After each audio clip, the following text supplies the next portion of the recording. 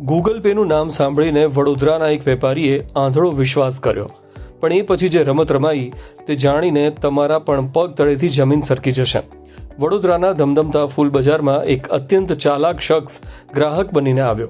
તેણે વેપારી પાસે રોકડા 6,000 માંગ્યા અને સામે ગૂગલ પેથી તુરંત ઓનલાઈન ટ્રાન્સફર કરી દેવાની ખાતરી આપી.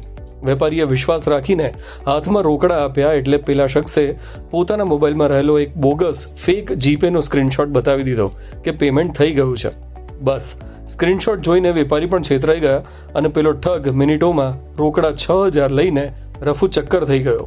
આ આખી જ શાતિર કરતૂત દુકાનના સીસીટીવી કેમેરામાં લાઈવ કેદ થઈ ગઈ છે. આજકાલ આવા ફેક યુપીઆઈ એપ અને એડિટેડ સ્ક્રીનશોટ બતાવીને વેપારીઓને ચૂનો ચોપડતી ગેંગો ખૂબ જ સક્રિય થઈ છે. એટલે જ દરેક વેપારી ભાઈઓને નમ્ર અપીલ છે કે માત્ર સામેવાળાનો સ્ક્રીનશોટ જોઈને ક્યારેય રોકડા ન આપો. જ્યાં સુધી તમારા પોતાના મોબાઈલમાં બેંકનો મેસેજ ન આવે કે સાઉન્ડ બોક્સમાં અવાજ ન સંભળાય ત્યાં સુધી વ્યવહાર અધૂરો જ ગણો. આ ઘટના દરેક વેપારી સુધી પહોંચાડો અને લોકોને આવા डिजिटल फ्रॉड थी बचाओ.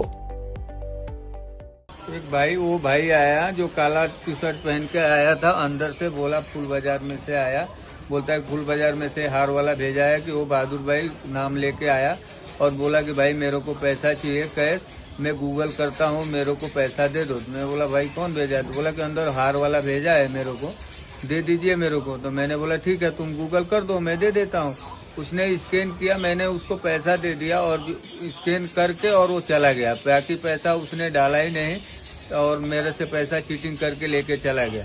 उसके बाद मैंने थोड़े टाइम बाद अपना मोबाइल देखा, मैं थोड़ा काम में था, अपना दोस्त के साथ मस्ती कर रहे थे, हम लोग दुकान पर बैठे थे खाना वाना खा के.